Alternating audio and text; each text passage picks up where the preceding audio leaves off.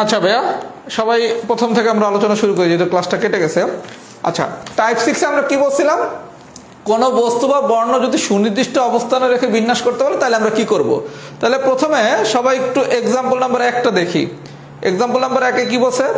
প্রতিবার প্রথম ও শেষে ইউ রেখে, প্রতিবার প্রথম ও শেষে, প্রতিবার প্রথম ও শেষে ইউ রেখে ক্যালকুলাস শব্দটির অক্ষরগুলোকে কতভাবে সাজানো যাবে? সবাই খুব মনোযোগ সহকারে দেখেন, খুব মনোযোগ সহকারে দেখেন, একদম ইজি আলোচনা। কি বলছে? প্রতিবার প্রথম ও শেষে ইউ রেখে ক্যালকুলাস শব্দটির অক্ষরগুলোকে কতভাবে সাজানো যাবে। আচ্ছা, আমরা টাইপ 6-এ বলছি কি, কোন বস্তু বা বর্ণ যদি সুনির্দিষ্ট অবস্থানে রেখে বিন্যাস করি, কোন বস্তু বা বর্ণ যদি সুনির্দিষ্ট অবস্থানে রেখে বিন্যাস করি, তাহলে এটা কি বলছে? প্রতিবার প্রথম ও শেষে ইউ রেখে, তার মানে কি আমরা ইউকে একটা সুনির্দিষ্ট অবস্থানে রেখে বিন্যাস করব। তাহলে এই জায়গায় আপনাদের কারে সুনির্দিষ্ট অবস্থানে রেখে কাজ করতে বসে? ইউকে। তাহলে যারে সুনির্দিষ্ট অবস্থানে রেখে আমার বিন্যাস করতে বসে, প্রথম কাজ তারে ফাইন্ড আউট করেন, করছি। আচ্ছা, তাহলে প্রথমে আপনি যেটা করবেন, যারে একটা সুনির্দিষ্ট অবস্থানে রাখতে বসে তারে আপনি ফাইন্ড আউট করেন, করলাম। করার পর মনে করেন এ নাই, যদি এই দুইটা ইউ না থাকতো তাহলে আমার কি থাকতো? CALCLS, এই থাকতো না? আচ্ছা, তাহলে এদেরকে আমরা একটু সাজাই। এদেরকে কিভাবে সাজাবো? 1 2 3 4 5 6, 6 ভাবে, তার মানে কি 6 ফ্যাক্টোরিয়াল। আচ্ছা, এখানে সি আছে কয়টা? 2টা। এখানে এল আছে কয়টা? 2টা। আমরা প্রথম ক্লাসে শিখছিলাম কি, নিচে যেগুলো একাধিকবার থাকবে, যতবার থাকবে তত ফ্যাক্টোরিয়াল দ্বারা ভাগ, তার মানে এটা 2 ফ্যাক্টোরিয়াল, এটাও 2 ফ্যাক্টোরিয়াল। সবাইকে আমার কথা বুঝছেন? আমি একদম প্রথম থেকেই বুঝাচ্ছি, যদিও ক্লাসটা কেটে গেছে, আমরা প্রথম থেকে শুরু করতেছি। ওকে, তাহলে প্রথমে কি পেলাম? আমরা যারে একটা সুনির্দিষ্ট অবস্থানে রাখতে বসে তারে বাদ দিলাম। আচ্ছা, বাদ দিছি। বাদ দিলে এতটুকু থাকে, এই জায়গায় আমার 1 2 3 4 5 6, 6 ফ্যাক্টোরিয়াল। আচ্ছা, আমার সি আছে 2টা আর এল আছে কয়টা? 2টা। তাহলে 2 ফ্যাক্টোরিয়াল আর 2 ফ্যাক্টোরিয়াল। তাহলে স্টেপ 1 এর কাজ শেষ। আচ্ছা, স্টেপ 1 এর কাজ আমরা সবাই বুঝছি। এবার সেটা স্টেপ 2। স্টেপ 2-তে হিসাবে কাজ করবেন প্রথম ও শেষে ইউ রেখে, কারে রেখা? ইউকে রেখা। এই জায়গায় ইউ আছে কয়টা? 2টা। প্রথমে আমরা স্টেপ 1-এ কি করছি? যারে সুনির্দিষ্ট অবস্থানে রাখছে তারে বাদ দিয়ে কাজ করছি। যারে সুনির্দিষ্ট অবস্থানে রাখছে তারে আমরা বাদ দিয়ে কাজ করছি, করলাম। এইবার যারে সুনির্দিষ্ট অবস্থানে রাখছে, কারে? ইউকে। ইউ আছে কয়টা? 2টা। এই 2টারে যদি আপনি নিজেদের ভিতর সাজান তাহলে কিভাবে সাজাবেন? যেহেতু এখানে 2টা আছে তার মানে কি 2 ফ্যাক্টোরিয়াল। আচ্ছা, ডিভাইডেড বাই, আমরা শিখছি কি, নিচে আইসা যেগুলো একাধিকবার থাকবে, মানে কি যতবার থাকবে তত ফ্যাক্টোরিয়াল দ্বারা ভাগ। তাহলে আমার যেহেতু ইউ আছে 2টা, তাহলে কি 2 ফ্যাক্টোরিয়াল দ্বারা ভাগ। সবাইকে আমার কথা বুঝছেন? তাহলে 2 ফ্যাক্টোরিয়াল ডিভাইডেড বাই 2 ফ্যাক্টোরিয়াল মানে কি 1 × 2 ডিভাইডেড বাই 1 × 2, 2 2 কাটা যায়, তাহলে ফাইনালি কত? 1। তাহলে আমরা স্টেপ 1-এ কি করলাম? যারে সুনির্দিষ্ট অবস্থানে রেখে বিন্যাস করতে বসে তারে বাদ দিয়ে সাজাইছি। স্টেপ 2-তে এসে কি করলাম? যারে সুনির্দিষ্ট অবস্থানে রাখছে, কারে সুনির্দিষ্ট অবস্থানে রাখছে? আমার ইউকে। তাহলে ইউকে আমি কয়বার পাইছি? 2বার। তাহলে 2টার কতভাবে নিজেদের ভিতর সাজানো যায়? 2 ফ্যাক্টোরিয়াল। আচ্ছা, আর এই জায়গায় ইউ আছে 2টা, এর জন্য কি 2 ফ্যাক্টোরিয়াল দ্বারা ভাগ। তাহলে 2 ফ্যাক্টোরিয়াল ডিভাইডেড বাই 2 ফ্যাক্টোরিয়াল মানে কত? 1। আচ্ছা, স্টেপ 3-তে আমরা কি শিখছি কি, এই জায়গায় যে 2টা মান পাবো এই 2টার গুণ, তাহলে 1 × 6 factorial divided by 2 factorial into 2 factorial. তাহলে ক্যালকুলেশন করলে কি আসে? 6 ফ্যাক্টোরিয়াল মানে কত? 1 × 2 × 3 × 4 × 5 × 6। 2 ফ্যাক্টোরিয়াল মানে কি 1 × 2, 2 ফ্যাক্টোরিয়াল মানে কি 1 × 2। তাহলে এই 2 কাটা যায়, এই 2 দিয়ে এটা কাটলে 2, তাহলে 3 × 2 = 6, 6 × 5 হচ্ছে 30, 30-এর সাথে 6 গুণ করলে হচ্ছে 180। সবাইকে বিষয়টা বুঝছেন? যদি বুঝে থাকেন আলহামদুলিল্লাহ, না বুঝে থাকলে আমি আরেকটা ম্যাথ বুঝাবো। সবাই যদি বুঝে থাকেন একটু লেখেন তো, এক্সাম্পল 1 ডান। যদি বুঝে থাকেন সবাই লেখেন এক্সাম্পল 1 ডান। যারা লাইভে আছেন লেখেন তো এক্সাম্পল 1টা কি ডান হয়েছে নাকি?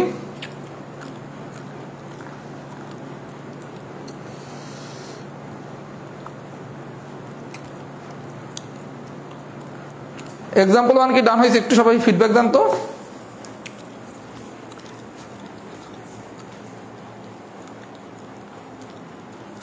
এক্সাম্পল 1টা কি ডান হয়েছে নাকি? একটু ফিডব্যাক দেন যারা লাইভে আছেন।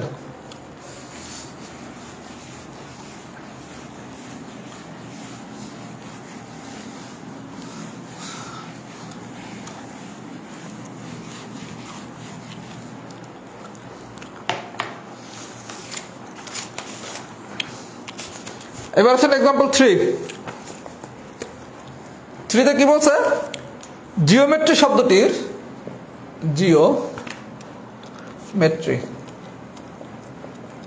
জিওমেট্রি শব্দটির বর্ণগুলো সবগুলো একত্রে নিয়ে কত প্রকারে সাজানো যায় যেন প্রথম ও শেষ অক্ষর ই থাকে। প্রথম ও শেষ অক্ষর ই থাকে। আচ্ছা কি বলছে ভাই প্রশ্নটা? জিওমেট্রি শব্দটির সবগুলো বর্ণ একত্রে নিয়ে কত প্রকারে সাজানো যায় যেন প্রথম ও শেষ অক্ষর ই থাকে। আচ্ছা খুব মনোযোগ সহকারে বিষয়টা বুঝি। প্রথম ও শেষ অক্ষর ই থাকে, আমরা বলছি কি টাইপ 6 মানে কি, যদি কোনো বস্তু বা বর্ণ যদি সুনির্দিষ্ট অবস্থানে রেখে বিন্যাস করতে বলে, কোনো বস্তু বা বর্ণ যদি আমার সুনির্দিষ্ট অবস্থানে রেখে বিন্যাস করতে বলে, তাহলে আমার ম্যাথটা করতে হবে টাইপ 6 এর সাথে। ওয়েল আচ্ছা এটা কি বলছে প্রথম ও শেষ অক্ষর ই থাকে, তাহলে সুনির্দিষ্ট অবস্থানে আমি কারে রাখতেছি ই কে। তাহলে আমার প্রথম কাজ কি, যারা আমি সুনির্দিষ্ট অবস্থানে রেখে কাজ করব তারা ফাইন্ড আউট করলাম। করার পর আমি কি শিখেছি ভাইয়া, যারে সুনির্দিষ্ট অবস্থানে রাখবো তারে বাদ দিয়ে কাজ করব। আচ্ছা করে তারে বাদ দিয়ে কাজ, তাহলে তারে বাদ দিয়ে যদি কাজ করি তাহলে দুইটা ই বাদ দেন, বাদ দিতে থাকে কি GOMTRY।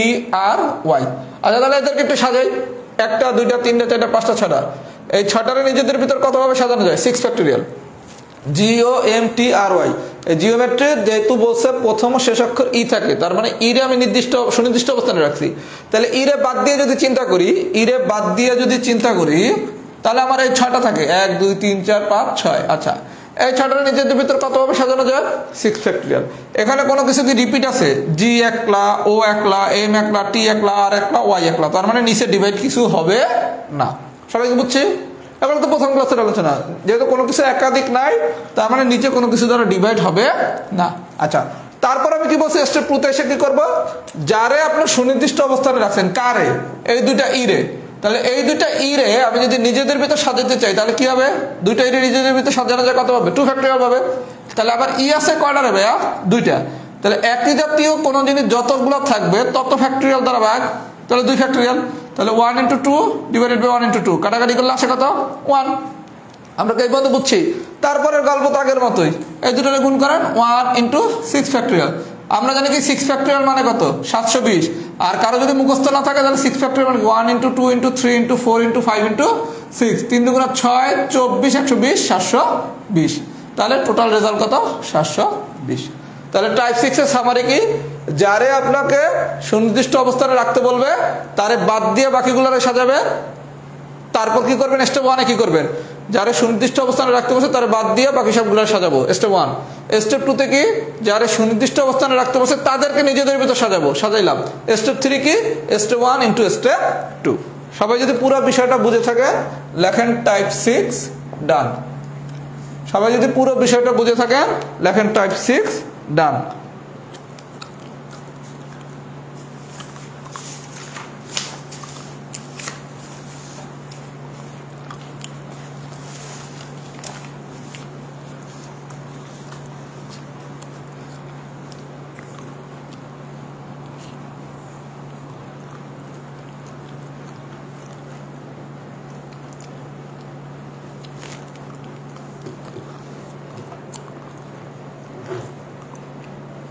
সবাই একটু ফিডব্যাক দেন তো টাইপ 6 কি ডান হয়েছে নাকি।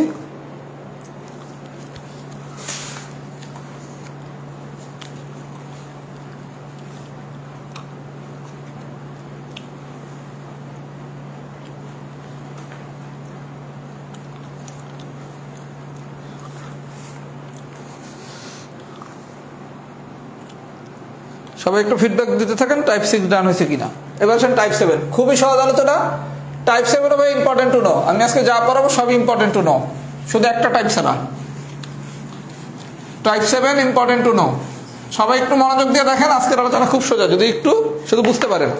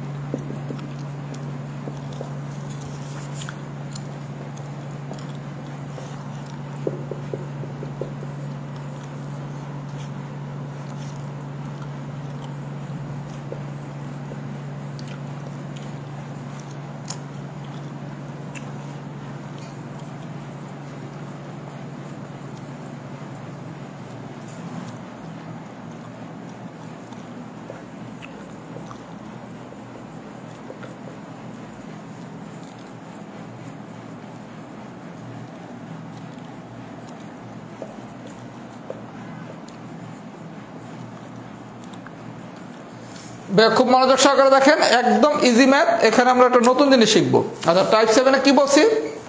প্রথমে আসেন টাইপ 7-এর নাম। কিছু সংখ্যক বস্তু বা বর্ণ একই ক্রমে রেখে বিন্যাস। গতবার ছিল সুনির্দিষ্ট অবস্থানে রেখে বিন্যাস, আর টাইপ 7-এ বলছে কি একই ক্রমে রেখে বিন্যাস। আচ্ছা, এখন প্রশ্নটা কি বলছে? স্বরবর্ণগুলোর ক্রম পরিবর্তন না করে, অঙ্ক নম্বর 1 একটু মনোযোগ দিয়ে বোঝেন, একদম ইজি। স্বরবর্ণগুলোর ক্রম পরিবর্তন না করে, ক্রম পরিবর্তন না করে ডিরেক্টর শব্দটি কত প্রকার সাজানো যায় তা নির্ণয় করুন। খুব মনোযোগ সহকারে আমার কথাটা বোঝেন, পানির মতো সোজা ম্যাথ। স্বরবর্ণগুলোর ক্রম পরিবর্তন না করে ডিরেক্টর শব্দটিকে কতভাবে সাজানো যায় এটা বলছে। আচ্ছা, প্রথম আসেন ডিরেক্টর। এই ডিরেক্টরের ভিতর ডিরেক্টর DIRECTOR। আচ্ছা, আমরা প্রথম ক্লাসে শিখছিলাম কি আমার স্বরবর্ণ কে কে? AEIOU, এগুলো হচ্ছে আমার স্বরবর্ণ। আমরা প্রথম ক্লাসে শিখছিলাম কি আমাদের স্বরবর্ণ কে কে? AEIOU। আচ্ছা, তাহলে আপনার প্রথম কাজ, এই ডিরেক্টরের ভিতর মোট ডিজিট আছে কয়টা? 1টা 2টা 3টা 4টা 5টা 6টা 7টা 8টা। এই 8টার ভিতর স্বরবর্ণ আছে কয়টা আর ব্যঞ্জন বর্ণ আছে কয়টা? একটু আলাদাভাবে বের করে ফেলি। স্বরবর্ণ আছে 3টা। কোন 3টা? IEO 3টা। আই লেখাটা কিভাবে লিখবেন আমি সেটা লিখে দিয়েছি ভাই, আমি বোঝানোর জন্য এটা এভাবে বুঝাচ্ছি। ব্যঞ্জন বর্ণ আছে 5টা। ব্যঞ্জন বর্ণ কয়টা? 5টা। কি কি আছে? বাকিগুলো ব্যঞ্জন বর্ণ। আচ্ছা, এই যে বাকিগুলো ব্যঞ্জন বর্ণ DRCTR। আচ্ছা, তাহলে আমরা পাইলাম কি রে ভাইয়া? এই ডিরেক্টরের ভিতর স্বরবর্ণ পাইছি 3টা, ব্যঞ্জন বর্ণ পাইছি 5টা, টোটাল কয়টা আছে? 8টা। এইবার স্বরবর্ণগুলো কি কি? IEO, আর ব্যঞ্জন বর্ণ কি কি? DRCTR। এই জায়গায় আবার দেখতেছি আর আছে 2টা। এই না গল্প? এই পর্যন্ত হয়েছে? আচ্ছা, এই পর্যন্ত কমন গল্প পাইলাম। এইবার খেলা হচ্ছে স্বরবর্ণগুলোর ক্রম পরিবর্তন করবে না। কাকে ক্রম পরিবর্তন করবে না? স্বরবর্ণ। যে ক্রম পরিবর্তন করবে না তারে সবগুলোর ধরবেন যমজ। স্বরবর্ণ ক্রম পরিবর্তন করবে না, তাহলে স্বরবর্ণগুলো যদি ক্রম পরিবর্তন না করে তাহলে এগুলার সবগুলোর আমি এক জাতীয় ধরবো, মানে একই রকম ধরবো। একই রকম ধরা মানে কি? যমজ ধরবো। তাহলে যদি আমি এগুলার একই রকম ধরি তাহলে এই যে 3টা, এই 3টা মনে করেন দেখতে একই রকম। ওকে, খুব ভালো কথা। আচ্ছা, আর ব্যঞ্জন বর্ণের মতোই আছে। এখন আপনি ডিরেক্টরে যদি সাজান, লক্ষ্য করেন ডিরেক্টর আছে কয়টা? 1টা 2টা 3টা 4টা 5টা 6টা 7টা 8টা। 8টারে সাজানো যায় কত ভাবে? 8 ফ্যাক্টরিয়াল। সবাই একটু বুঝেন ভাইয়া, ডিরেক্টরের মোট বর্ণ আছে কয়টা? 8টা। 8টার নিজেদের ভিতর কত ভাবে সাজানো যায়? 8 ফ্যাক্টরিয়াল। আচ্ছা, এই জায়গায় আর আছে কয়টা? 2টা। তাহলে ডিভাইডেড বাই কত? 2 ফ্যাক্টরিয়াল। এই পর্যন্ত তো আমরা সবাই বুঝছি। এই পর্যন্ত তো আমরা সবাই বুঝি ডিরেক্টরের টোটাল হচ্ছে 1 2 3 4 5 6 7 8, 8টা 8 ফ্যাক্টরিয়াল ডিভাইডেড বাই আর আছে 2টা, তার মানে কি 2 ফ্যাক্টরিয়াল। এই পর্যন্ত ঠিক আছে। এইবার আপনাদের দেখতে হবে কি বলছে? স্বরবর্ণগুলোর ক্রম পরিবর্তন করে না। যে আর ক্রম পরিবর্তন করে না, কারা ক্রম পরিবর্তন করে না? স্বরবর্ণ। তাহলে যেই কয়টা স্বরবর্ণ আছে, কয়টা আছে? 1টা 2টা 3টা। 3টারে আমরা একই জাতীয় ধরবো। তাহলে 3টারে যদি আমি একই জাতীয় ধরি, আমরা বলছি কি অলওয়েজ নিচে একই রকম দেখতে যা তা যতগুলো তা তত ফ্যাক্টরিয়াল দ্বারা ভাগ। তাহলে আমি এই স্বরবর্ণ 3টা বলছি কি যদি ক্রম পরিবর্তন না করে তাহলে তাদেরকে আমরা কি ধরবো? এক জাতীয় ধরবো। তাহলে এক জাতীয় মানে কি? একই রকম, যমজ। তাহলে আমি এই যে যমজ পাচ্ছি কয়টা? 3টা। তাহলে কি 3 ফ্যাক্টরিয়াল দ্বারা ভাগ। সবাইকে আমার কথা বুঝছে? তার মানে স্বরবর্ণগুলো ক্রম পরিবর্তন করবে না, এই কারণে আমি স্বরবর্ণগুলোর কি এক জাতীয় ধরছি। তাহলে আমার স্বরবর্ণ আছে কয়টা? 3টা। তাহলে এই 3টারে যদি আমি এক জাতীয় ধরি তাহলে কি 3। তাহলে আমরা শিখছি কি অলওয়েজ নিচে একই রকম দেখতে যা তত ফ্যাক্টরিয়াল দ্বারা ভাগ। তাহলে 8 ফ্যাক্টরিয়াল তো 8টা ছিল দেখে 8টা, আর 2টা আছে দেখে 2টা, ঠিক আছে। আর স্বরবর্ণগুলো যখন ক্রম পরিবর্তন করবে না বলছে, এর জন্য আমরা স্বরবর্ণগুলোকে এক জাতীয় ধরছি। তাহলে এই 3টা স্বরবর্ণ সমান সমান কত? 3 ফ্যাক্টরিয়াল। তাহলে 8 factorial divided by 3 factorial into 2 factorial. এবার তো বাকি ক্যালকুলেশন আপনারা নিজেই করতে পারবেন, এটাকে আমার দেখায় দেওয়ার দরকার আছে। 8 ফ্যাক্টরিয়াল মানে কি 1 into 2 into 3 into 4 into 5 into 6 into 7 into 8 3 factorial 1 into 2। অথবা আরেকটা মেথডও শিখেছিলাম, সেটাও তো মনে আছে যে 3 ফ্যাক্টরিয়াল ইনটু বাকি টুক করে। সবাইকে আমি এটা বুঝতে পারছেন? যদি বুঝে থাকেন লেখেন এক্সাম্পল 1 ডান। আমি আরো একটা এক্সাম্পল দেখাচ্ছি, যদি কেউ না বুঝে থাকেন যাতে ক্লিয়ার হয়ে যান।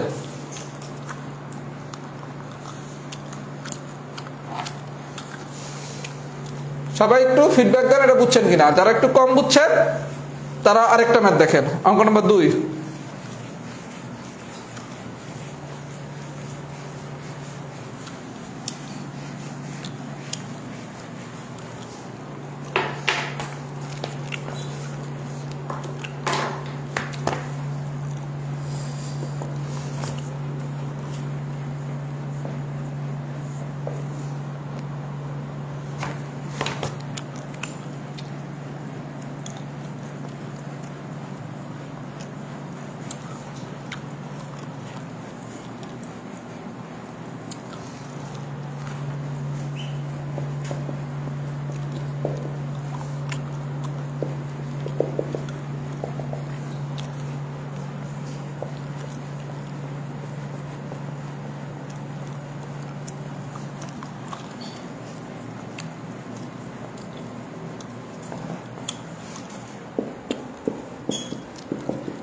আচ্ছা ভাই একটু মনোযোগ দেন, এটা একদম ইজি ম্যাথ।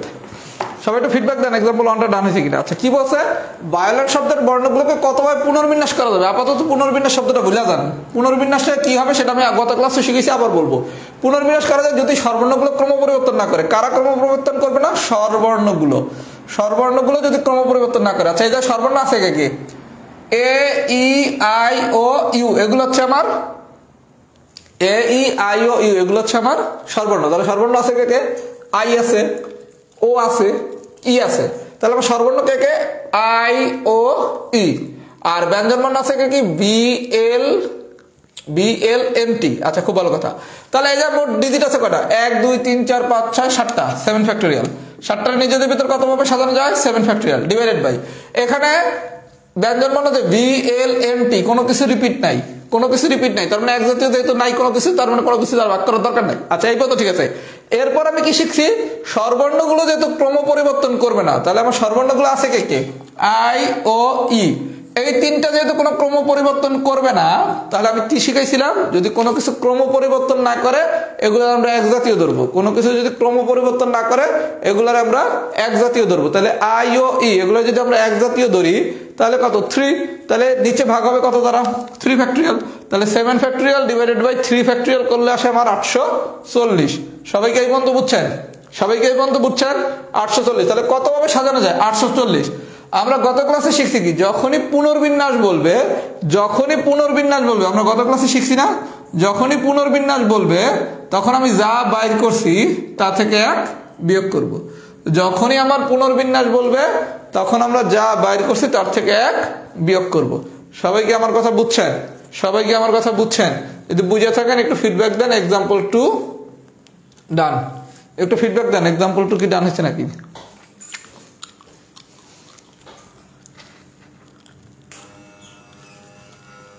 সবাই একটু ফিডব্যাক দেন। এক্সাম্পল 2 কি ডান হয়েছে নাকি?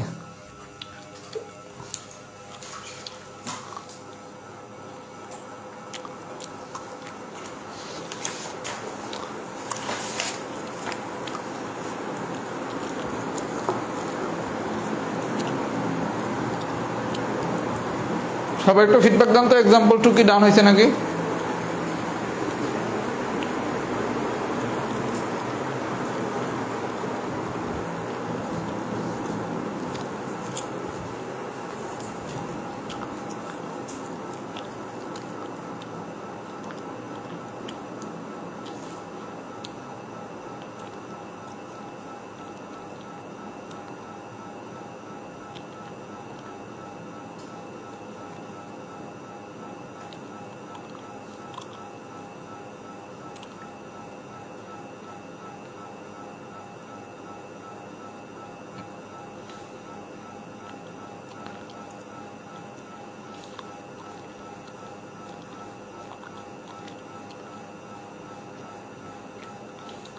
আচ্ছা এক্সাম্পল 2 ডান হলে এক্সাম্পল 3 এটা এই টাইপের ভিতরে আমি ঢুকাইলো, এই আলোচনা না, একটু চেঞ্জ আছে। এক্সাম্পল 3 এটা আলাদা একটা টাইপ, আমি এটার ভিতরে ঢুকাই দিয়েছি। যদিও সবাই একটু মনোযোগ সহকারে দেখেন, একদম ইজি।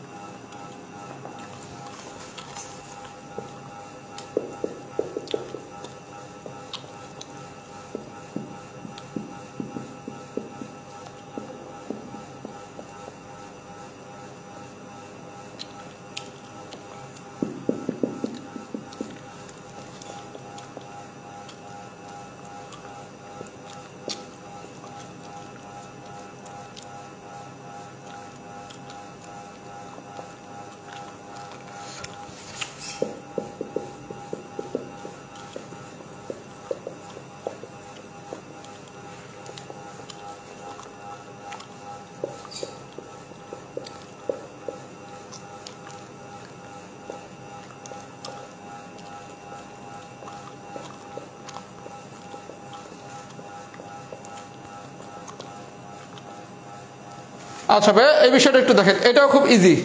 একটু মনোযোগ সহকারে শুধু বিষয়গুলো বোঝেন। আমরা এটা কেস 2 লেখেন, টাইপ 7 এর কেস 2, আপেক্ষিক অবস্থান অপরিবর্তিত রেখে বিন্যাস। এই টার্মগুলো একটু মনে রাখতে হবে, বাংলা ওয়ার্ডগুলা।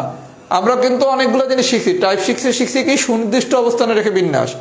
টাইপ 7 এর কেস 1 এ শিখলাম কি সর্বর্ণগুলো যদি ক্রম পরিবর্তন না করে, মানে সেক্ষেত্রে কি হবে। আর এইবার আলোচনার বিষয় হচ্ছে আপেক্ষিক অবস্থান অপরিবর্তিত রেখে বিন্যাস। যদি আপেক্ষিক অবস্থান অপরিবর্তিত রেখে বিন্যাস করতে হয় তাহলে কি করবেন একটু দেখেন।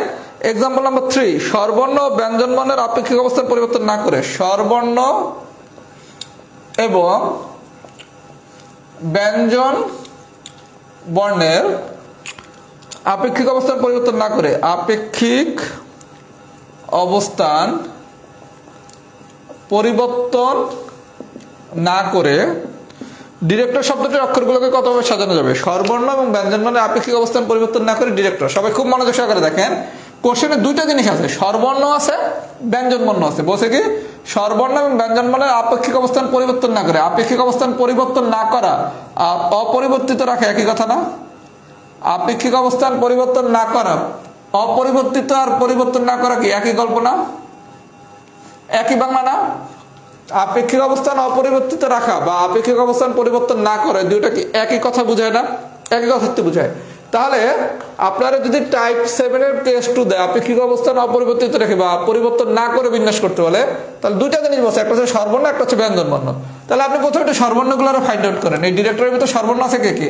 আই, ই, ও। তাহলে প্রথমে আপনি স্বরবর্ণ আছে কয়টা? 3টা, আই, ই, ও। স্টেপ 1 এ আপনি স্বরবর্ণগুলো সাজান। স্টেপ 1 আপনি কি করবেন? স্বরবর্ণগুলো সাজাবেন। তাহলে আই, ই, ও এই তিনটারে নিজেদের ভিতর কতভাবে সাজানো যায়? 3 ফ্যাক্টরিয়াল। কোনো কিছু যেহেতু রিপিট নাই তাহলে কি কোনো কিছু নিচে আমার ভাগ করার তো দরকার নেই। কোনো কিছু যেহেতু আমার রিপিট নাই তাহলে তো কোনো কিছু আমার নিচে ভাগ করার দরকার নেই।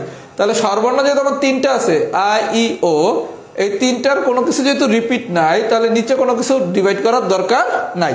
তাহলে আমি স্টেপ 1 এ কি করছি? স্বরবর্ণগুলো সাজাইছি। স্টেপ 1 এ কি করছি? স্বরবর্ণগুলো সাজাইছি। তাহলে স্বরবর্ণগুলোকে সাজাইছি কতভাবে? 3 ফ্যাক্টরিয়াল। আই, ই, ও যেহেতু তিনটার কতভাবে নিজেদের ভিতরে সাজানো যায়? 3 ফ্যাক্টরিয়াল। তাহলে স্বরবর্ণের গল্প শেষ। এবার আসেন ব্যঞ্জন বর্ণ। আচ্ছা, ব্যঞ্জন বর্ণ আছে কয়টা রে ভাইয়া? স্টেপ 2। ব্যঞ্জন বর্ণকে এবার সাজাবো। ব্যঞ্জন বর্ণকে সাজানো। তাহলে ব্যঞ্জন বর্ণ আছে কয়টা? 1টা 2টা 3টা 4টা 5টা। আমার ব্যঞ্জন বর্ণ আছে কয়টা? 5টা। এই 5টার নিজেদের ভিতর কতভাবে সাজানো যায়? 5 ফ্যাক্টরিয়াল। এই ব্যঞ্জন বর্ণ 5টাকে নিজেদের ভিতর কতভাবে সাজানো যায়? 5 ফ্যাক্টরিয়াল। আচ্ছা, এখানে আবার আর আছে 2টা, এখানে আবার আর আছে 2টা। তাহলে আমরা শিখছি কি ডিভাইড করলে মানে নিচে যা একই জাতীয় যতগুলো থাকবে তত ফ্যাক্টরিয়াল দ্বারা ভাগ। তাহলে আর যেহেতু 2টা আছে তাহলে 2 ফ্যাক্টরিয়াল দ্বারা ভাগ। আর যখনই আমরা ডাবল স্টেপ ক্যালকুলেশন তখনই কাজ কি? Step 1 into step 2। তাহলে স্টেপ 1 এ আমি পাইছি 3 ফ্যাক্টরিয়াল, স্টেপ 2 তে পাইছি কি 5 ফ্যাক্টরিয়াল ডিভাইডেড বাই 2 ফ্যাক্টরিয়াল। গুণ করলেই গল্প শেষ। সবাই আমার কথা বুঝছেন? তাহলে আমরা কেস 2 তে কি করলাম? আপেক্ষিক অবস্থান অপরিবর্তিত রেখে বিন্যাস বা আপেক্ষিক অবস্থান পরিবর্তন না করে যদি বিন্যাস করতে বলে আমার কাজ হলো একবার স্বরবর্ণগুলো সাজাবো, একবার ব্যঞ্জন বর্ণগুলোকে সাজাবো। একবার স্বরবর্ণগুলোকে সাজাবো, একবার ব্যঞ্জন বর্ণগুলোকে সাজাবো। তারপরের গল্প তো অলওয়েজ সোজা, স্টেপ 1 ইন্টু স্টেপ 2। যখন 3 স্টেপের ম্যাথ, স্টেপ 1 বের করবো, স্টেপ 2 বের করবো। তবে স্টেপ 3 কি? Step 1 into step 2। স্টেপ 1 এ 3 ফ্যাক্টরিয়াল, স্টেপ 2 তে কি 5 ফ্যাক্টরিয়াল ডিভাইডেড বাই 2 ফ্যাক্টরিয়াল। সবাই কি আমার কথা বুঝছেন? যদি বুঝে থাকেন লেখেন টাইপ 7 ডান। যদি বুঝে থাকেন লেখেন টাইপ 7 ডান।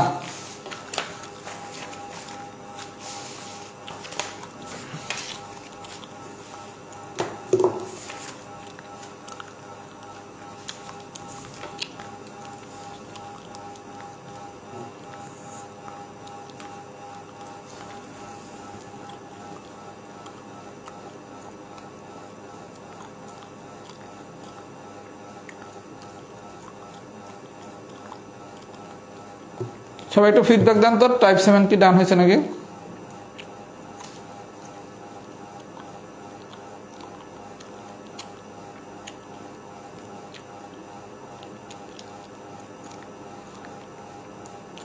সবাই একটু ফিডব্যাক দিতে থাকেন। আচ্ছা, আমি একটু কথা বলে দেই।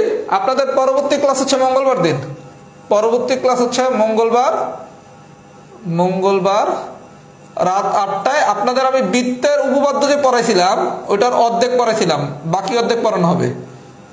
বৃত্তের বাকি উপপাদ্যটুকু পড়ানো হবে মঙ্গলবার দিন রাত 8টায় হচ্ছে আমাদের পরবর্তী ক্লাস। সেদিন হচ্ছে আপনাদের বৃত্তের উপপাদ্যের যে শীটটা আমি দিয়েছিলাম ওখানে আমি অর্ধেক পড়াইছিলাম, বাকি অর্ধেক পড়ানো হবে। তাহলে আগামী ক্লাসে আমাদের বৃত্ত শেষ হয়ে যাবে, এরপর শুধু উপপাদ্যের ভিতর ত্রিভুজ বাকি থাকবে। কথা কি বুঝছেন? আমরা উপপাদ্য একটু সিলেক্টিভ ভাবে করবো, কারণ অনেক উপপাদ্য মনে রাখা সম্ভব না। কথা কি বুঝতে পারছেন? এবং এই মঙ্গলবার দিন বৃত্তটা শেষ করার পর পরবর্তী সপ্তাহ থেকে আমাদের বীজগণিতের যে অন্যান্য অংশটা আছে ওইটা একটু বড় হলে ওইটা সোজা। মানে আমাদের বাকি আছে কি, আমাদের বিন্যাস আজকে শেষ হয়ে গেলে আমি ভবিষ্যতে বিন্যাস সমস্যার উপর একটা বা দুটো এক্সেপশনাল ক্লাস নেবো, এটা একদম শেষে। আমাদের আর বাকি থাকবে বৃত্তের এই একটা ক্লাস, আর ত্রিভুজের উপপাদ্য, আর হচ্ছে পরিমিতি, আর হচ্ছে বীজগণিতের অন্যান্য অংশ। টোটাল এই বাকি। এখন আপনার পরিমিতির থেকে বীজগণিতের অন্যান্য অংশের প্রশ্ন অ্যান্সার করা ইজি। মানে পরিমিতির কোশ্চেন অনেক বড় সিলেবাস, মাঝে মাঝে অনেক বেশি কঠিন করার সুযোগ আছে। সেটার থেকে বীজগণিতের যে অন্যান্য অংশ ওইটার প্রশ্ন পারা সোজা। এর জন্য আমরা পরিমিতিটা একটু পরে পরে আগে বীজগণিতের অন্যান্য অংশটা পড়বো, কারণ আমাদের দিন শেষে টার্গেট কি, পরিমিতি দিয়েও পাস আসবে, অন্যান্য অংশ দিয়েও পাস আসবে, যেটা সহজে পারতে পারি সেটাই তো আগে করবো। আর যেহেতু পরীক্ষা মনে হচ্ছে আমরা কিছু সময় পাচ্ছি, অ্যাটলিস্ট 41-এর লিখিত রেজাল্ট না আসা পর্যন্ত আমার ব্যক্তিগত ধারণা আমরা মানে কোনো সিদ্ধান্ত আসতে পারবো না। এবং আপনাদেরকে আমি সেপ্টেম্বরের শুরু থেকে বলছি, আমার ব্যক্তিগত ধারণা পরীক্ষা কিছুটা পিছাচ্ছে। সেপ্টেম্বরের শুরু থেকে আমার যেটা মনে হয়েছে গতি প্রকৃতিতে, আমাদের কিন্তু পরীক্ষার অক্টোবরের শুরুতে হলো না। তারপর আমরা আমাদের একটা কাঙ্ক্ষিত গতি আছে, সেই গতিতে আগাবো। 41-এর আমার ধারণা লিখিত রেজাল্টের সময় একটা হয়তো ধারণা দেওয়া হইতে পারে 44-এর রিটার্ন কবে হবে, এটা আমার একান্ত ব্যক্তিগত ধারণা। সবাই পড়াশোনার ভিতরে সিরিয়াস থাকেন, কিন্তু আমার ম্যাথ হচ্ছে ইনশাল্লাহ কোনো সমস্যা হবে না। আমি যে অবস্থা চলে আসছি, আমার ম্যাথের জন্য খুব বেশি প্রেশার নাই। আচ্ছা, এবার আসেন টাইপ 8। টাইপ 8-এর বসে লেখেন মাস্টু ন।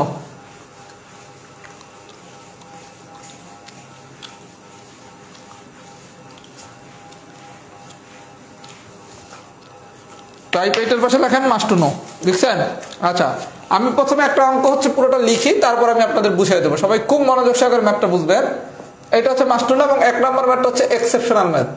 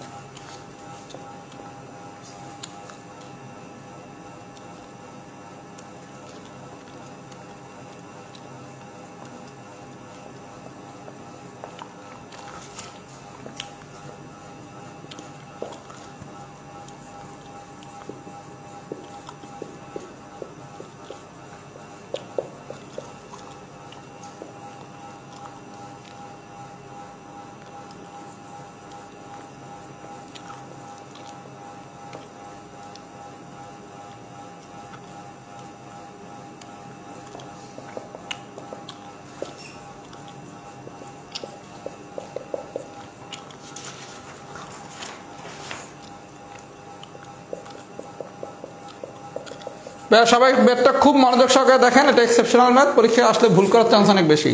আচ্ছা, কি বলছে অঙ্ক নাম্বার 1-এ, যদি টাইম শব্দটির অক্ষরগুলোকে পুনর্বিন্যাস করা হয়, টাইম শব্দটির অক্ষরগুলোকে পুনর্বিন্যাস, আমি বলতেছি প্রথমে পুনর্বিন্যাসের কথাটা ভুলে যান, পুনর্বিন্যাস করা হয় তবে কতগুলো বিন্যাস স্বরবর্ণ দ্বারা শুরু হবে, স্বরবর্ণ দ্বারা শুরু হবে, দ্বারা শুরু হবে। সবাই খুব মনোযোগ দেন, একদম ইজি ম্যাথ, একটু মনোযোগ দেন তাহলেই পারবেন। আচ্ছা, কি বলছে, আমার টাইম শব্দটির অক্ষরগুলোকে পুনর্বিন্যাস করে তবে কতগুলো বিন্যাস স্বরবর্ণ দ্বারা শুরু হবে। আচ্ছা, তাহলে প্রথম আসেন টাইম। টাইমে আমার মোট বর্ণ আছে কয়টা? 1, 2, 3, 4টা। টাইমে মোট বর্ণ আছে কয়টা? 4টা। স্বরবর্ণ আছে কয়টা? 2টা। ব্যঞ্জন বর্ণ আছে কয়টা? 2টা। কোন 2টা স্বরবর্ণ? আই আর হচ্ছে ই। আচ্ছা, খুব ভালো কথা। এখন আপনার একটা কন্ডিশন দিছে, স্বরবর্ণ দ্বারা শুরু করতে হবে। তাহলে আমার মোট বর্ণ আছে কয়টা রে ভাইয়া? 1, 2, 3, 4টা। তাহলে স্টেপ 1-এ আমার কাজটা হচ্ছে বলছে প্রথমে স্বরবর্ণ বসায় কাজ করতে হবে। তাহলে আমার টোটাল বর্ণ আছে 4টা। আমরা এই টাইপের একটা ম্যাথ কিন্তু করছিলাম পার্ট 1-এ। 1, 2, 1, 2, 3, 4। আচ্ছা, এই 4টা ঘর আছে, বলছে আপনারে প্রথম স্থানে স্বরবর্ণরে বসাইতে হবে। তাহলে এই ঘরটাতে আমার স্বরবর্ণরে বসাইতে হবে। তাইলে সবাই একটু মনোযোগ সহকারে দেখেন, আমি এই ঘরটাতে স্বরবর্ণরে বসাবো। আমার স্বরবর্ণ আছে কয়টা? 2টা। তাহলে আমার লোক আছে কয়টা? দুইটা। গড় আছে কয়টা? একটা। তাহলে প্রথম স্থানে আপনি যদি সর্বর্ণরে বসান, তাহলে আমি এই স্থানটাতে যদি সর্বর্ণরে বসাই, আমার সর্বর্ণ আছে কয়টা? দুইটি। আর আমার স্থান আছে কয়টা? একটি। তাহলে আমার ইনপুট হচ্ছে 2 আর আউটপুট হচ্ছে কত? 1।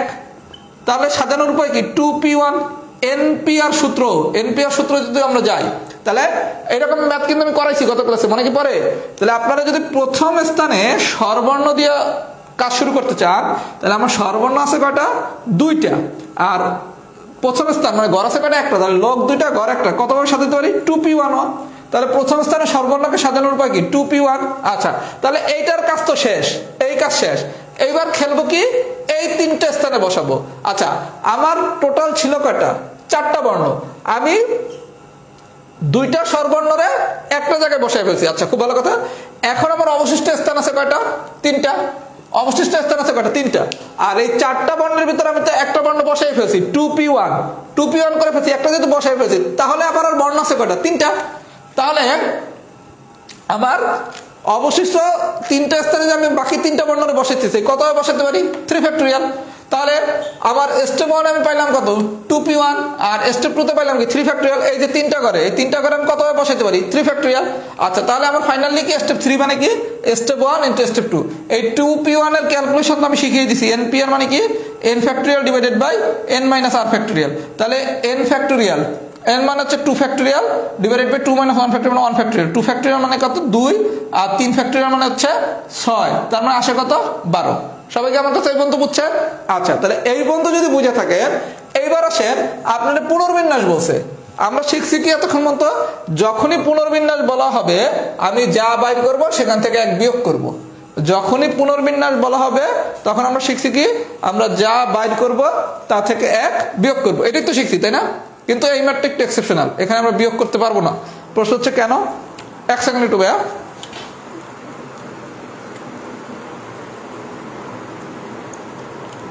আচ্ছা, আমরা এতক্ষণ মধ্যে শিখছি কি? পুনর্বিন্যাস বললে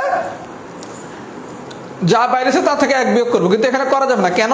এটা আমি নিচে নোট লিখে দিচ্ছি। 1 নম্বর অঙ্কটা দেখেন, যেহেতু সর্বর্ণ দ্বারা শুরু হলে টাইম শব্দটি পাওয়া যায় না। দেখেন টাইম, এই টাইমের টি কি সর্বর্ণ? টি তো সর্বর্ণ না, টি তো ব্যঞ্জন বর্ণ। তার মানে আপনার যে শব্দটা আপনার সাজাইতে বলছে, এটা যখন আপনি পুনর্বিন্যাস করবেন, এখানে টি দিয়ে আমার বর্ণটা শুরু, টাইম, তাই না? টি তো সর্বর্ণ না।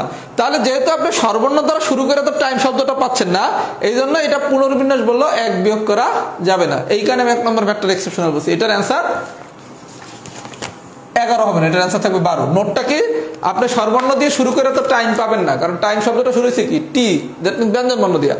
এর জন্য আপনি এখানে পুনর্বিন্যাস কথাটা বলা হলেও 1 বিয়োগ করতে পারবেন না। এই অঙ্কটার পাশে একটু এক্সেপশনাল লেখেন, লেখে আমার একটু ফিডব্যাক দেন। এক্সাম্পল 1 কি ডান হয়েছে নাকি? এক্সাম্পল 1 কি ডান হয়েছে নাকি?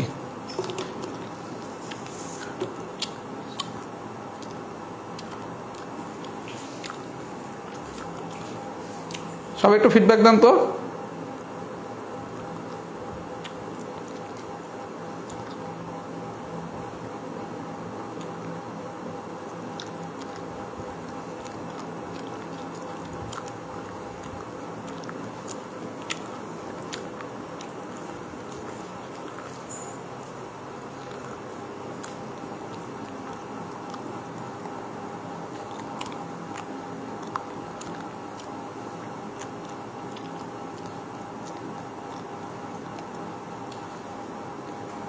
একটু ফিডব্যাক দেন তো, এক্সাম্পল 1 কি ডান হয়েছে নাকি?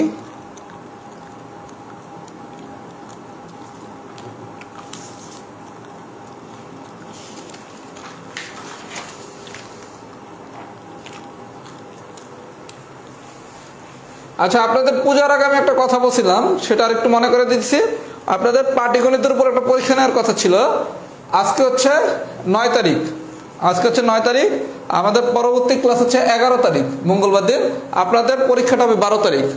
আমি পরীক্ষার ডেটটাও লিখে দিচ্ছি আর সিলেবাসটা দিয়ে দিতেছি। 12ই অক্টোবর পাটিগণিতের উপর পরীক্ষা হবে। অধ্যায় হচ্ছে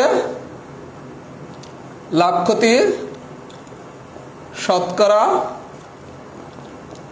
ঐকিক নিয়ম, সরল ও যৌগিক মুনাফা। এটার উপর 12 অক্টোবর পরীক্ষা হবে, 12 অক্টোবর পরীক্ষা হবে। সবাই পরীক্ষাটা আমি আগেই বলে রাখছিলাম, আরেকবার মনে করে দিলাম।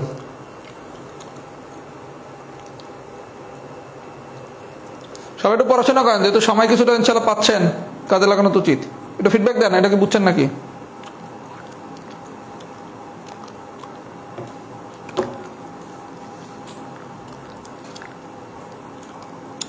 আচ্ছা, এক্সাম্পল 1 ডান, এবার আছেন এক্সাম্পল 3।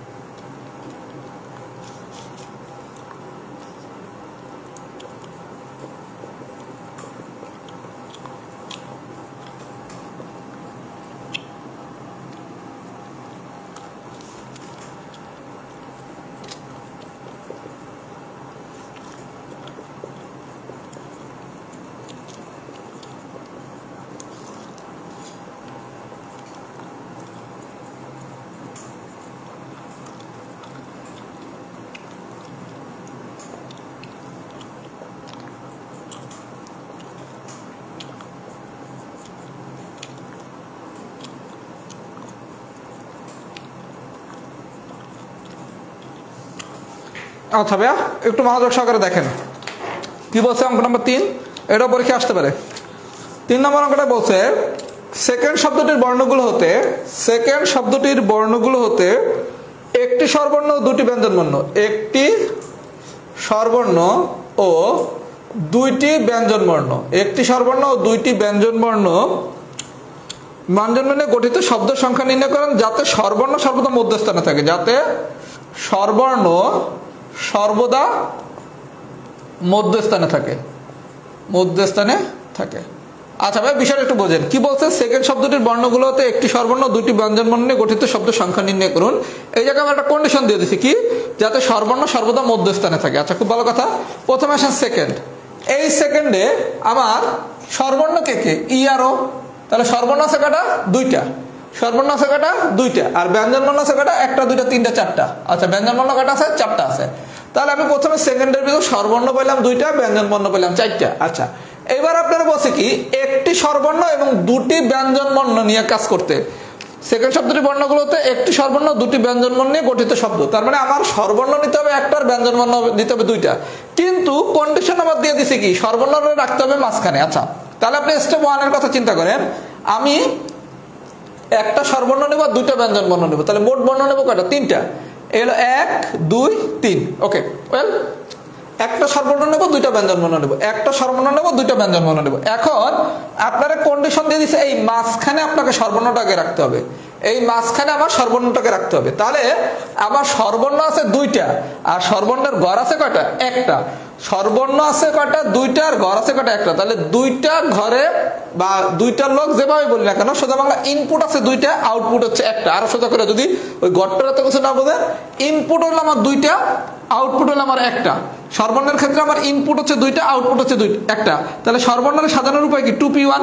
আপনি ওই গড় লোক না চিন্তা করে ইনপুট আউটপুট দিয়ে চিন্তা করেন। অলওয়েজ কি, মামলা যেহেতু স্বরবর্ণ, মাঝখানে রাখবো কারে? স্বরবর্ণ। তাহলে স্বরবর্ণে কি কি আছে? দুইটা আছে স্বরবর্ণ, জায়গা আছে একটা। তাহলে আমার ইনপুট হচ্ছে বড়টা আর আউটপুট হচ্ছে ছোটটা। তাহলে 2p1। তাহলে স্বরবর্ণকে সাজানোর উপায় কি? 2p1। 2p1 এর একটু আগে আমি তো ক্যালকুলেশন শিখলাম কি, 2p1 রে যদি এনপি এর সূত্রে নিয়ে আমি 2 পাই। খুব ভালো কথা। তাহলে আমি স্টেপ 1 এ এই গল্পকে সাজাতে পারছি। একটা স্বরবর্ণ দুইটা ব্যঞ্জনবর্ণের যে মামলাটা বলছে, এখানে আমার কন্ডিশন দিছে কি, স্বরবর্ণটা যদি মাঝখানে রাখি। তাহলে স্বরবর্ণের আপনি যদি মাঝখানে রাখেন, খুব ভালো কথা। তাহলে আমি স্বরবর্ণের সাজানোর উপায় পাইলাম কি, 2p1। ওকে, সর্বনাশ শেষ। আচ্ছা, এবার আসেন ব্যঞ্জন বর্ণের মামলা। আমার ব্যঞ্জন বর্ণ আছে কয়টা? 4টা। 1টা 2টা 3টা 4টা। এই 4টা ব্যঞ্জন বর্ণ থেকে আমি যদি 2টা ব্যঞ্জন বর্ণ নিই, এই 4টা ব্যঞ্জন বর্ণ থেকে আমি যদি 2টা ব্যঞ্জন বর্ণ নেই, তাহলে এর সাজানোর উপায় কি? এনপিআর, মানে এই জায়গায় ইনপুট কত? 4, আউটপুট কত? 2। ইনপুট কত? 4, আউটপুট কত? 2। তাহলে এনপিআর সূত্র মানে কি? 4p2। তাহলে এটার আপনি যদি এনপিআর সূত্র অনুসারে ভাঙেন, তাহলে এনপিআর সূত্র অনুসারে যদি 4p2 রে ভাঙি, তাহলে কি 4 factorial divided by 4 minus 2 factorial. 4 factorial আর নিচে হচ্ছে 2 ফ্যাক্টোরিয়াল। 4 ফ্যাক্টোরিয়াল মানে 1 ইন্টু 2 ইন্টু 3 ইন্টু 4, 2 ফ্যাক্টোরিয়াল মানে 1 ইন্টু 2, 2 কাটা 3 সেটা 12। তাহলে এখানে আসে 12। তাহলে স্টেপ 3 তো অলওয়েজ কি? স্টেপ 1 ইন্টু স্টেপ 2, তাহলে কত? 24। তাহলে আমরা একটা সামারি কি করলাম? সর্বর্ণের মাঝখানে রেখে একবার সাজাইছি। তাহলে একটা সর্বর্ণ 2টা ব্যঞ্জন বর্ণ নিতে বসে, যে সর্বর্ণরে রাখতে বসে কি মাঝখানে। তাহলে সর্বর্ণের মামলা শেষ। এবার আসেন ব্যঞ্জন বর্ণ। তাহলে আমার এই 2টা করে ব্যঞ্জন বর্ণের মামলা। এই 2টা করে যদি ব্যঞ্জন বর্ণ সাজাইতে চাই, আমার ব্যঞ্জন বর্ণ আছে কয়টা? 4টা। তাহলে 4টা ব্যঞ্জন বর্ণ হতে 2টা ব্যঞ্জন বর্ণ সাজানোর উপায়। স্টেপ 1 এ আমি সর্বর্ণের মামলা করেই ফেললাম, আর স্টেপ 2 তে এসে আমি করবো, এটা হচ্ছে ব্যঞ্জন বর্ণ, এটা হচ্ছে সর্বর্ণ, আর এই 2টা হচ্ছে ব্যঞ্জন বর্ণ। তাহলে স্টেপ 1 আমি কি করলাম? সর্বর্ণের মামলা করলাম। সর্বর্ণটা সাজাইলাম কত পাবে? 2p1। আর স্টেপ 2 তে এসে কি করলাম? ব্যঞ্জন বর্ণ আছে কয়টা? 4টা, নেবো কয়টা? 2টা। তাহলে ইনপুট 4, আউটপুট 2, কত ভাবে সাজাতে পারি? 4p2। তারপর স্টেপ 3 কি? Step 1 into step 2। সবাইকে আমার কথা বুঝছেন? যদি বুঝে থাকেন লেখেন টাইপ 7 ডান। যদি বুঝে থাকেন লেখেন টাইপ 7 ডান।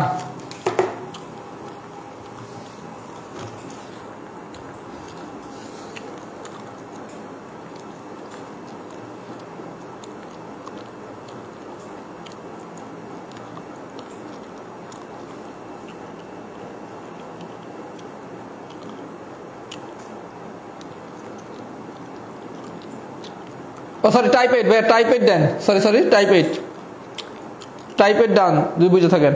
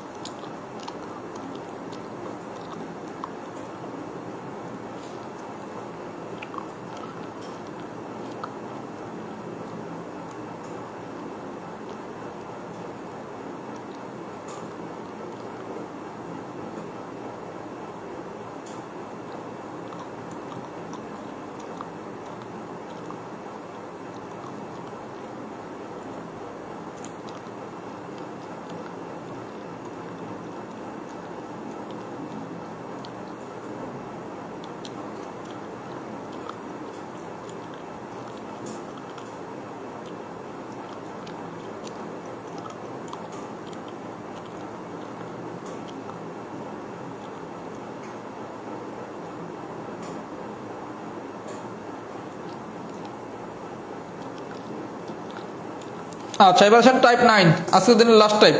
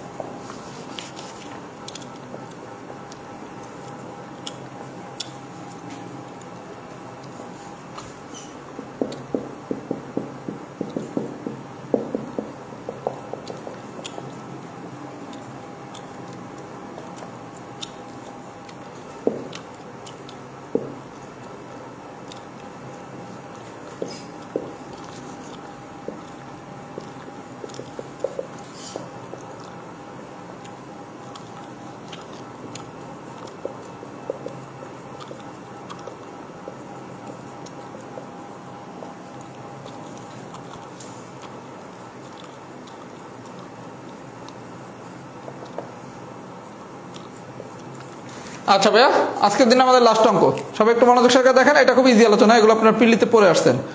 আচ্ছা, আমার কি বলছে, যদি এত ইকুয়াল এত হয় তবে এন এর মান নির্ণয় করো। অঙ্ক নম্বর 2, 2np3 সমান কি 2 × np4। আচ্ছা, এগুলো আমি প্রিলিতে খুব বিস্তারিত আলোচনা করছি।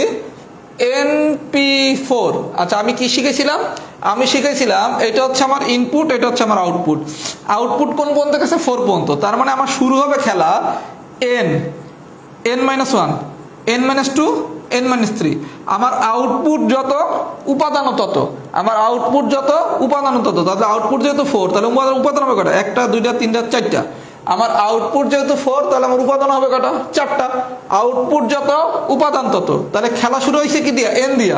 তাহলে n এর পরে কি n-1, তারপরটা কি n-2, তারপরটা কত n-3। তাহলে আমরা এটার গল্পটা শিখছি কি, আমার আউটপুট যত আমার উপাদান হবে তত। তাহলে আউটপুট যেহেতু 4টা, তাহলে আমার উপাদান হবে কটা, 4টা, 1টা 2টা 3টা 4টা।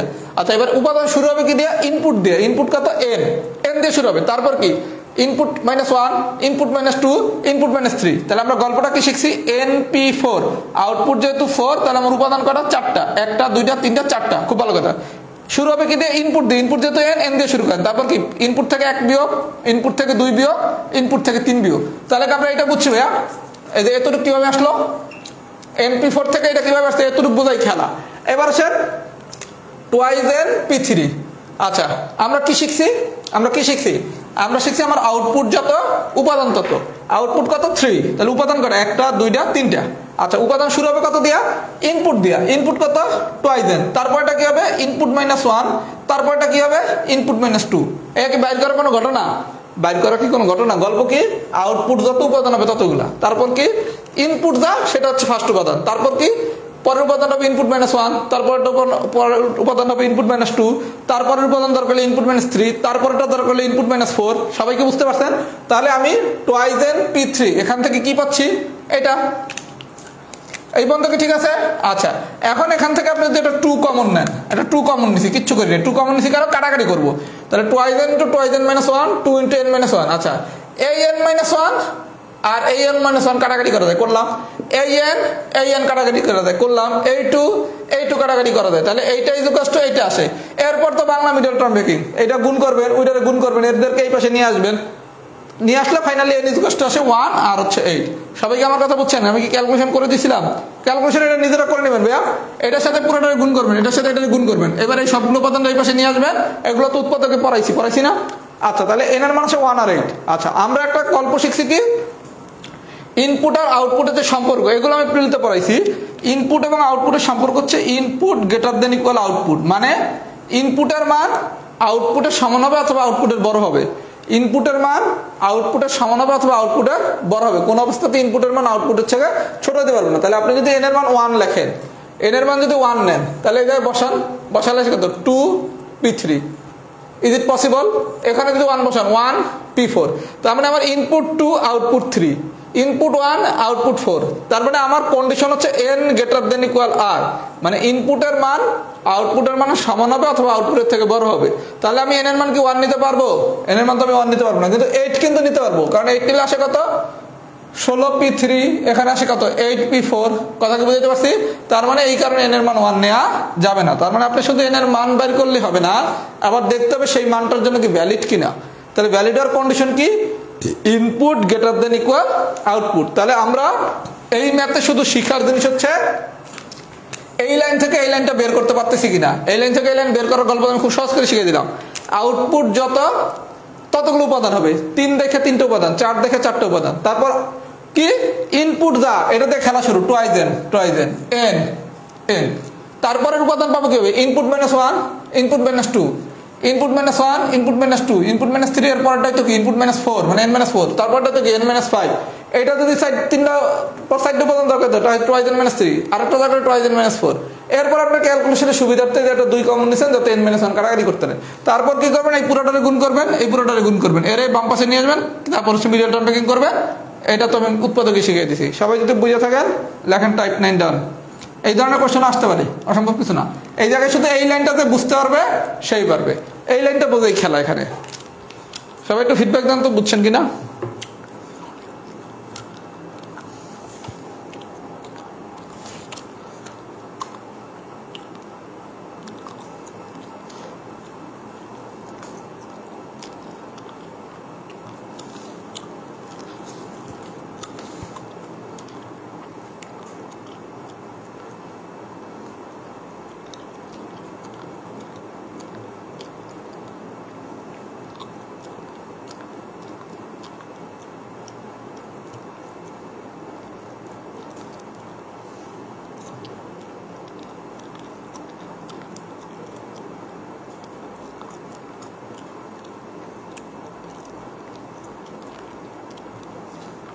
আচ্ছা, টাইপ 9 যদি ডান হয় তাহলে আমাদের বিন্যাস শেষ। আমরা বিন্যাস আর সমাবেশের উপর এক্সেপশনাল একটা অথবা দুইটা ক্লাস নেব, একটাও নিতে পারি, দুইটাও নিতে পারি। এটা আমরা একদম সিলেবাসের শেষের দিকে নেব। তার মানে আপনাদের আমি যা পড়েছি আলহামদুলিল্লাহ অনেক কিছু হয়ে গেছে। আমরা মঙ্গলবার দিন বৃত্তের উপপাদ্যের বাকি শীটটা পড়ে ফেলবো। এরপর আমাদের পড়া একদম ইজি, কারণ এরপর আমাদের ইম্পর্টেন্টের ভিতর বাকি থাকবে ত্রিভুজের উপপাদ্যগুলো। আর পরের দুইটা সেট পরিমিতি দিয়ে কোনো কোনো সময় একটা কোশ্চেন আসে, কোনো কোনো সময় আসেই না। পরিমিতি অনেক বড়, আমরা পরিমিতিটা সবাই লাস্টে পড়বো। আর বীজগণিতের যে অন্যান্য অংশ ওখান থেকে কমপক্ষে 5 আসেই, 5 আসে, কোনো কোনো সময় 10ও আসতে পারে।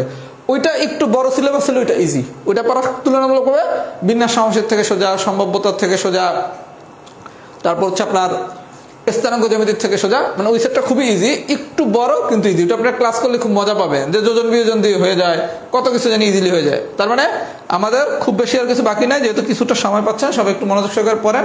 12 তারিখ পাটিগণিতের উপর পরীক্ষা। তাহলে নেক্সট ক্লাস মঙ্গলবার দিন রাত 8টায় আমরা সেদিন বৃত্তের বাকি অংশটুকু পড়ে ফেলবো। সবাই ভালো থাকবেন, আসসালামু আলাইকুম।